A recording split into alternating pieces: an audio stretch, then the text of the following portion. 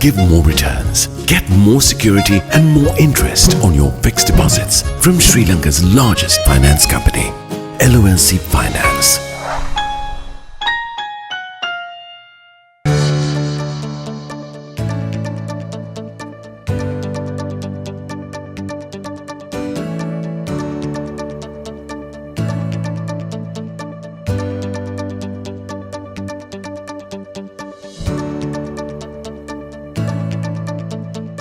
The key to quality and efficiency.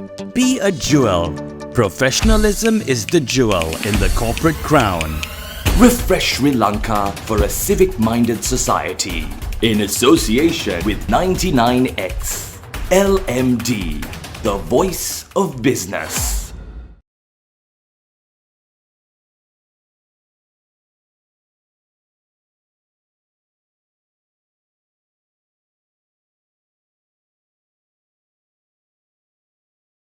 Hello and welcome to LMDtv. Tonight on the forum, we're zooming in on city tourism prospects for Colombo.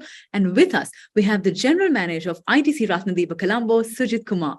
It's very nice to have you on the show, Sujeet. A pleasure. Thank you for having me and scheduling this. It's a pleasure talking to you, really.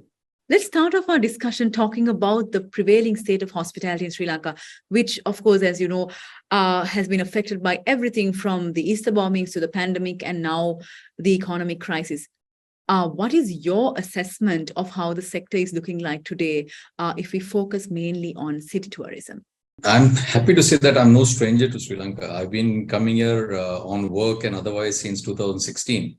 Right. So I've grown to love the country, the people, the culture and everything. So it was certainly distressing to see that the country that I so already adore has gone through some tough times. But yes, the people are extremely resilient. They have bounced back like they always have, despite all the challenges that they have faced. We do see that the return to normalcy has been maybe slower than what you would expect, but we are certainly getting there. Tourist arrivals are going up month on month. We are able to see the fact that visitors are coming in. The restaurants are going full in other hotels. The statistics speaks, gives you confidence to say that we are doing well. All right. And yes, I think we can only get better. And we are sort of poised to open the next few months. And that will sort of put us in the trajectory of being a luxury hotel and something that the city has not seen before and will not for a long time to come. So there.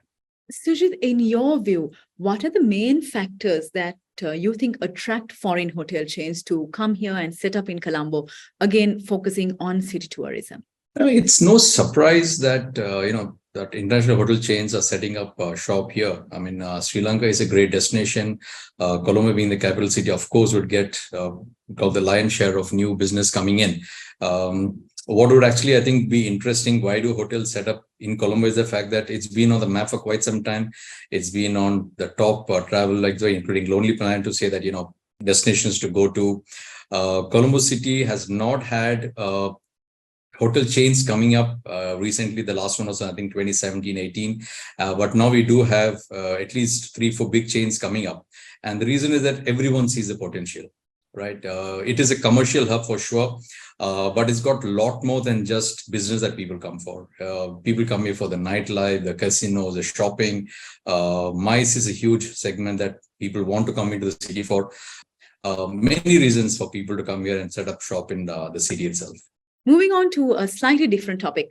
We're seeing as of recent that Sri Lanka and India are really working hard at building more bridges, metaphorically speaking, between the two countries. And we're seeing that our leaders are talking of greater connectivity, more bilateral relations, and lots of prospects. What will this mean for Sri Lanka's hospitality sector? I think, India has been quite easily the largest source market to Sri Lanka for some time. And any kind of infrastructure development, be it metamorphic, like you said, roadways itself connecting, bridges, the flight connectivity, the economic cooperation that is happening between both countries, I think it just bodes well for both. Indians love to come to Sri Lanka for many reasons, including cultural, including food, including the nightlife and shopping that we spoke of, the casinos, the beaches are beautiful. The city itself has got so much more to offer. And there is a great value proposition right now that's going on where you get a lot more value for money if you're paying in Indian rupees or even if you're converting it. So that makes it even more attractive destination for us to travel to Sri Lanka on business or on leisure or for family vacations. Yeah, it's just going to get better. We are also hearing about the Indian rupee, which might be a tradable currency in the country soon, and which, of course, would be a huge booster for tourism. In your view, if we get into a little bit of specifics here, how will this really impact the hospitality sector, and how can the sector capitalize on this development? We leave the policy decision to the experts who know what to do. But I think the very fact that we're working towards it is a great sign. The fact that we can easily sort of transact in local currency of India over here, and once it's I'm sure it's on the cards, it's a question of when they're going to do it. It's only going to make trade that much more easier. You don't have to really worry about forex gain or loss. It's the currency is getting stronger. It is a respected currency right now globally as well, and I can only see that more and more tourists coming in because they have one less sort of obstacle or a hurdle to saying that I need to convert it into USD or straight away into the Lankan rupee. If you can transact directly into from Indian rupees into Sri Lanka. The trade from between the two countries, I think, was approximately about $5.5 billion. This was pre-COVID. So it's always been a good sign that the two countries could work towards economic cooperation, tourism, infrastructure development, and set up industries and work and collaborate with each other. I think it's good news all around if this were to happen sooner than later. Sujeet, let's move on to talking about consumers. When we look at city tourism, what are the most significant consumer segments that Sri Lanka should be focusing on now, and any emerging customer segments that you are observing? No, city tourism, I think it's good you mentioned very specifically that it's city tourism, because I think Colombo, from what I can understand from stats and reports, is that behaves very differently from resorts down south or in central or in the northeast. The dynamics are quite different. What we need in Colombo is that we get an equal share, I would say, more or less, between getting in business traveler and corporates, between MICE and socials and destination weddings in that segment. Everybody is promoting the destination, which is great, is exactly what we should be doing. But somewhere in the overall scheme of things, let us not forget to promote Colombo. Right. Destination country is great. We want to talk about all the great things that we have, UNESCO, World Heritage Sites and whatnot. But why not focus on Colombo? You need to give a reason for people to come here. Otherwise, the average length of stay for a tourist/visitor is approximately 2 to 3 days in Colombo, which I think does little injustice to us, because there is a lot more that you can do in Colombo than just spending 2 or 3 days. So I think it's some focused, prominent kind of targeted approach towards saying, what does Colombo have to offer? Talk of the good things that we do. It's just not just the Gangarama temple or just the nightlife or the casinos. There is so much more that we can do to talk about it. I think that is something that I think we should focus on. Wedding destination, I think, is one of the fastest improving segments. It is sort of picking up in leaps and bounds.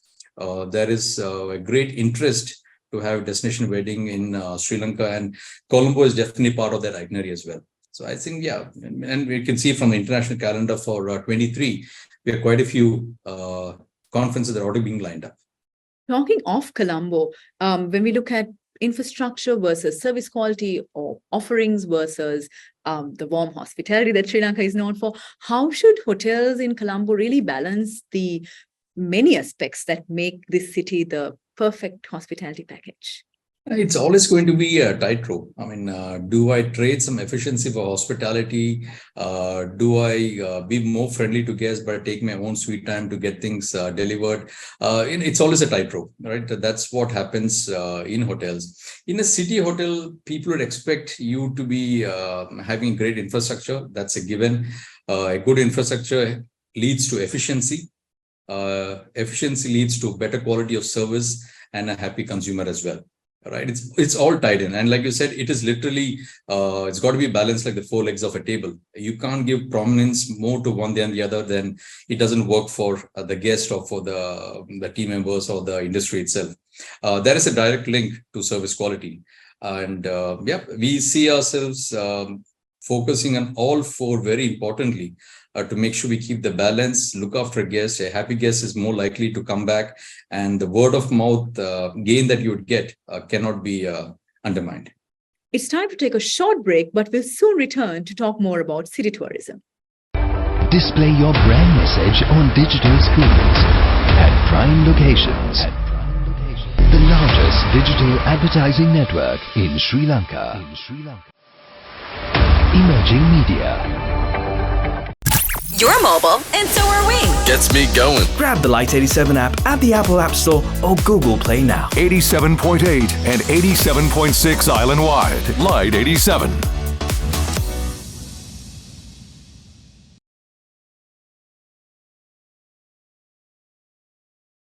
Welcome back to the show. We're talking with the General Manager of ITC Ratnadipa, Colombo, Sujeet Kumar. Moving on to a slightly negative area. As you know, the prevailing brain drain is causing a lot of problems for Sri Lanka, especially the hospitality sector. And we're seeing a serious loss of talent, for the country and the sector.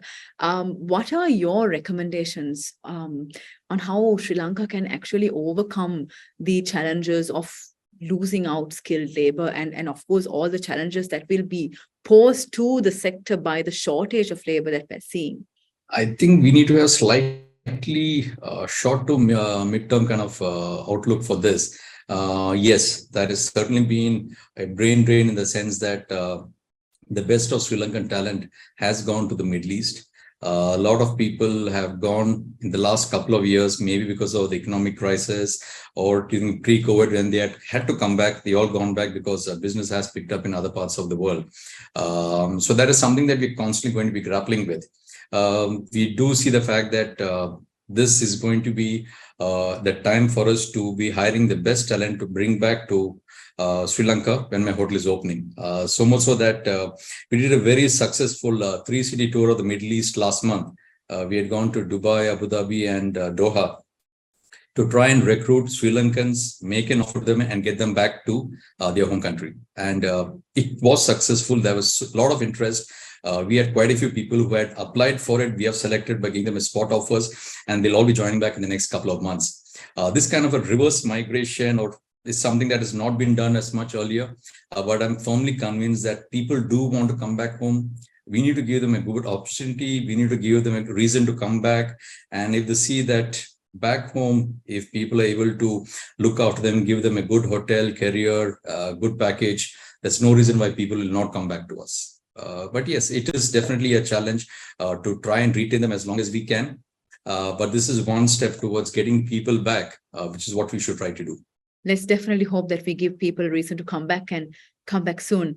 Moving on to the non-human aspect of things, can you share your views on how city tourism in Sri Lanka should really capitalize on technological advancements? What should be our approach to really embrace technology to enhance our hospitality? I think the fear of technology should be removed from people's mind. I think we should get familiar with technology. We should certainly embrace it. Technology, when it works, can make a life very, very simple and makes us a lot more efficient and productive. This is not to say that we will do it at the cost of reduced manpower. The idea is not to reduce the number of people who are going to be doing a job. The idea is to free up the time of doing routine chores that can be automated and free up the time so that they can spend more time talking to guests for the personalization, for the hospitality, which is what we require. Everybody's got gadgets nowadays. I mean, it's like whether you want to have a magic key to open your room door, whether they're going to have augmented reality, are we using NFC-based technology to try and make things simpler for us by having bots in the lobby, having kiosks. I think all that has got a specific purpose, but I really don't see any of that replacing the human touch, which is why people come to hotels. And hospitality in a 5-star hotel like ours is certainly going to be about personalization and great service, which a machine or a robot cannot do. Sujeet, my next question to you is around LMD's campaign, Refresh Sri Lanka, which we launched to encourage a mindset change and create a more civic-minded society. In this aspect, what would your focus areas be to really inspire all the stakeholders of the hospitality sector to be more civic-minded and more socially responsible? Yeah, it's, I've seen the campaign that you launched in Q4 last year, and you spoke of the pillars, which is honesty, professionalism, ethics, law and order, zero tolerance for bribery, corruption, paying your taxes, waste management, etc., right? All these are absolutely essential aspects that we have to look after today for tomorrow. The main concept of ITC Ratnadipa is responsible luxury. That is actually our ethos, that is our tagline, and is something that we have been pioneering with ITC hotels in India, and we bring that here as well, which defines mindfully prepared, healthy culinary creations, curating experiences, having responsible practices, and we believe and practice that luxury comes with a conscience. Sustainability is the bedrock of our operations. With this eliminating single-use plastic, we're getting our own water bottling plant. We are going to be a platinum LEED certified building, which means we are energy efficient. So those are things that we are already doing when we come into a huge hotel like what we are doing. And we see that also many other hotel chains locally and elsewhere also realizing the fact that sustainability is not just a marketing gimmick. It is something that has to be done. We believe and do it in terms of word, letter, and spirit, and to implement it in the true sense, so that we all can have a greener and a safer tomorrow. This is a legacy that we leave behind. And being a large business house, we also have this responsibility towards society and the future for taking some of these actions. And this is only the first step. There is a lot more that we are going to be doing. So we do see the fact that there is now a growing conscience among travelers as well, who want to have a hotel that is more green, more environmentally friendly, more socially conscious, and they choose to stay with us. It all ties in together. It cannot be just having luxury and ignoring the rest. So which is why the responsible luxury tagline for us is something that we live and breathe in. Thank you, Sujeet, and it's been a delight talking to you. We've been talking with the General Manager of ITC Ratnadipa, Colombo, Sujeet Kumar. Thank you so much for being on our show tonight. Pleasure is entirely mine. Thank you so much. And to all our viewers, thank you so much for joining us. Until next time, take care. Don't forget to subscribe to our YouTube channel and follow us on Facebook and Twitter. Thank you for watching and stay safe.